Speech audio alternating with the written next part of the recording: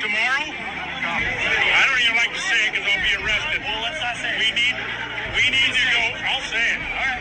We need to go in to the Capitol.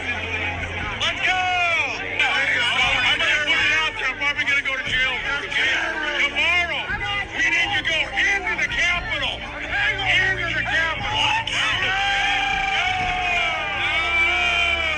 Peacefully.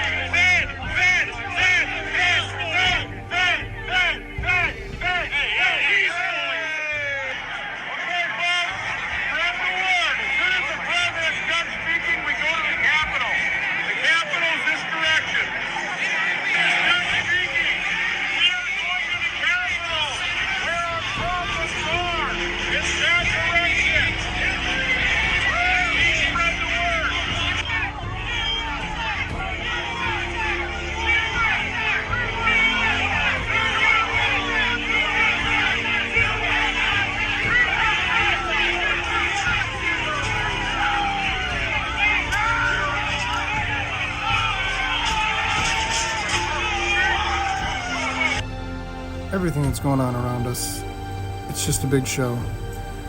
There's so much deception and manipulation,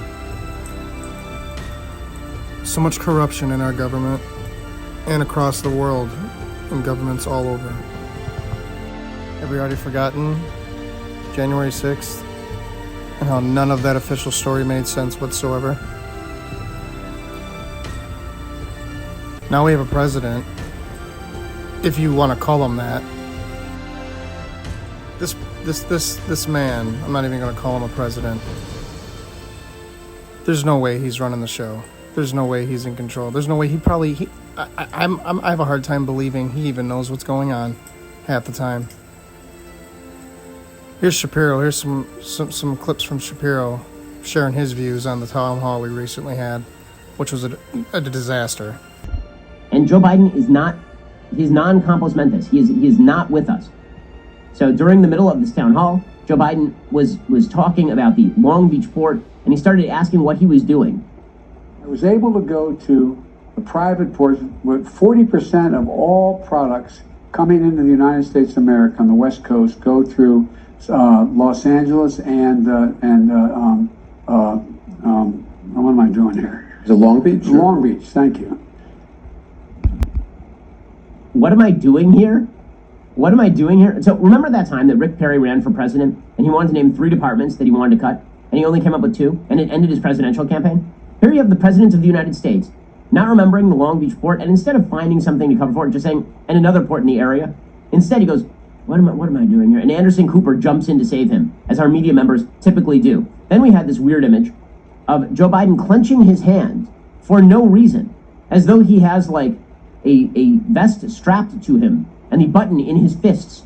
I don't know, like, what is he even doing here? Here's Anderson Cooper asking him a question, and the visual is the president of the United States holding his arms at 90 degrees and clenching his fist with his thumbs up as though he is going to clock in on Jeopardy for the hot round of questions. About that, with just in terms of inflation, because you had told us at a town hall, I think it was in July, that this was just near-term inflation. The Wall Street Journal recently talked to like 67 financial experts who said that they saw high inflation going all the way or deep into 2022.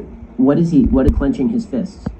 So one of two things is happening. Either the president of the United States is losing it, or he is cornholio in search for TP for his bunghole. I'm telling you, folks, there's a lot more going on here than meets the eye. And if you're not a believer, I respect your intelligence, and I respect your right and your freedom to believe whatever you want. I'm just here spreading the word that I believe that God is real. Christ did come and die for our sins. And that there is an epic battle going on right now. And it is setting the stage for something like we've never been able to even fathom or imagine. The greatest Hollywood films wouldn't even compare to what we'll see and what we'll experience. Now, we all know that they hide information. They suppress it. It's been going on for centuries. And there's a lot going on across the world with the climate, they call it, but I call it biblical signs. These are all things that the Bible said would happen, that we would experience, that we would see in the end times. The volcanoes, the hurricanes, the storms, the drought, the famine, the disease, everything, supply shortages, inflation, everything is just falling apart. People don't know what to do.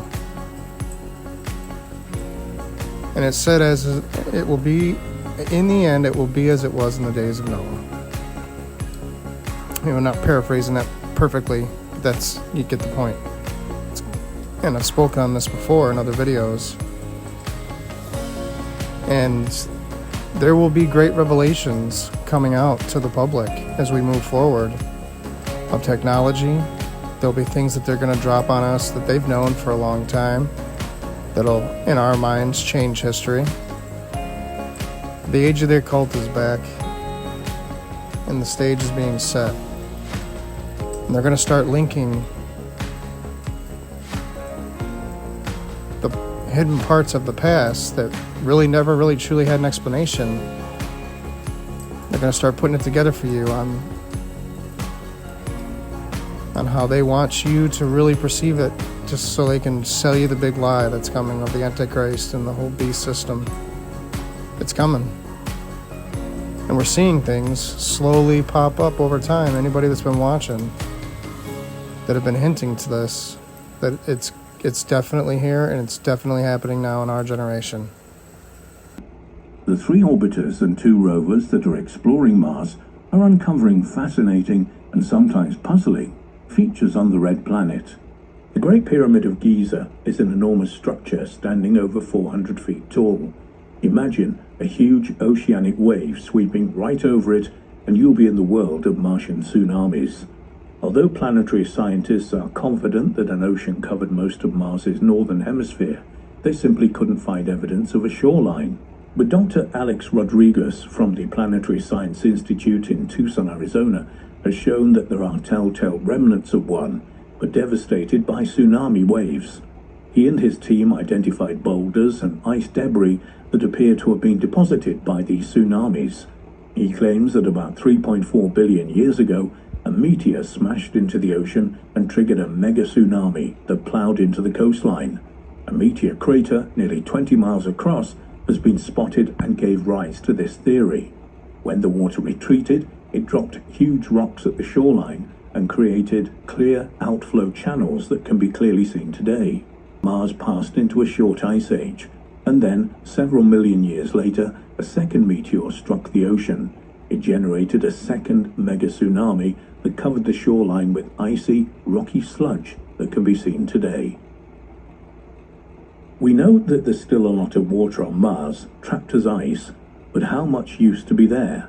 The answer appears to be that, over time, Mars has lost 87% of its water content to space.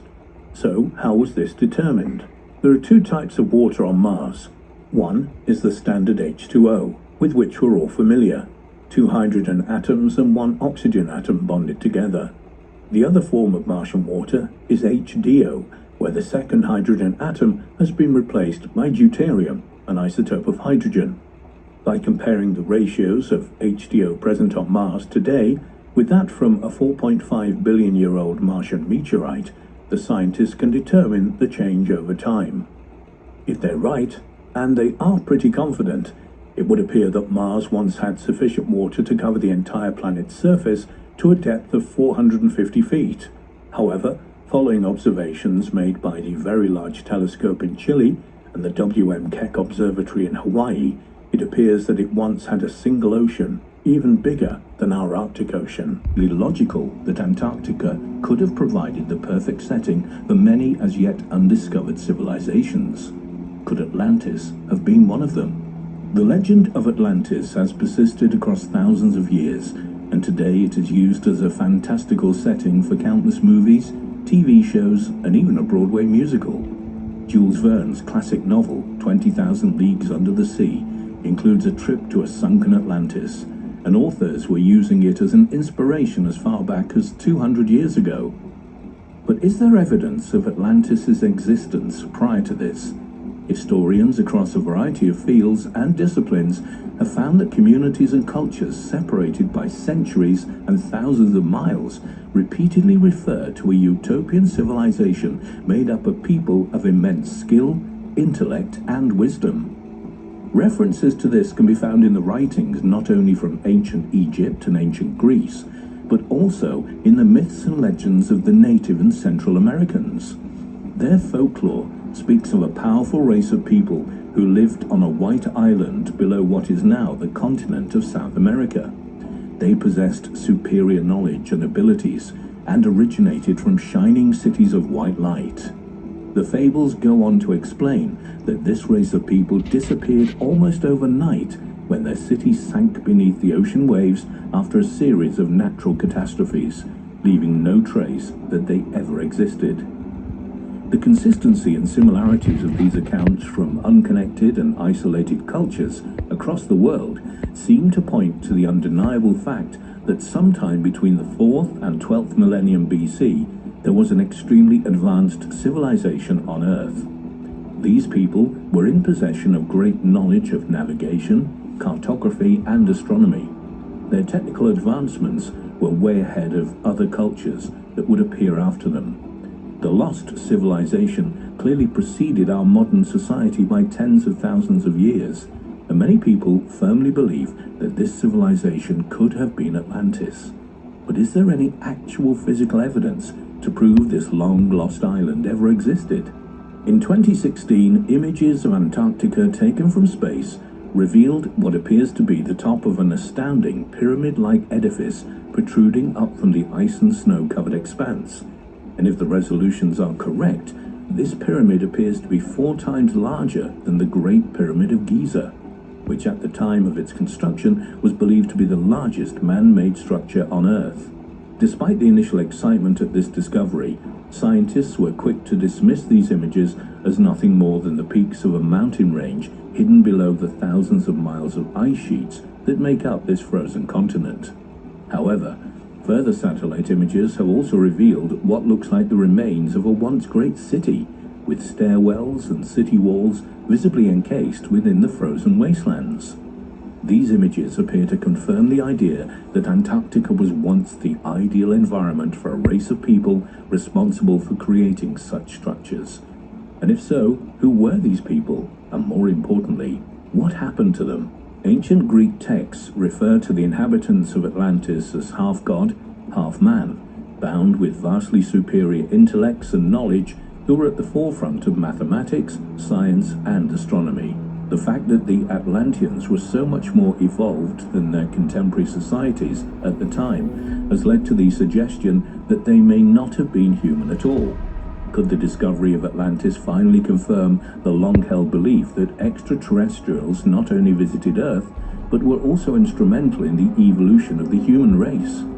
Ancient texts from all the major civilizations throughout history make detailed reference to being visited by beings from heavens, and in the case of Atlantis, it's possible that these beings spliced their DNA with early humans to create a super race of people who then shared their knowledge and wisdom with other cultures and civilizations around the world.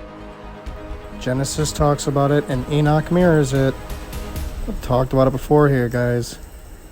They came down, they saw the women of earth were fair, they took themselves wives and raised children and created kingdoms and taught them crafts. There were ancient great civilizations. They weren't frickin' aliens. They were fallen angels who defied God and came down here against his will and crossbred, which gave you the hybrids. And now you're starting to see all this information over the last decade or so really be at the access of the public more. And even though the people discard it as crazy conspiracy bullshit, dude, they're hiding stuff, and if you do the research and you really do the soul search and let God lead you on this crazy journey, he lays it out for you, and he starts to open your heart and open your spirit and open your mind, and you start to see and understand more.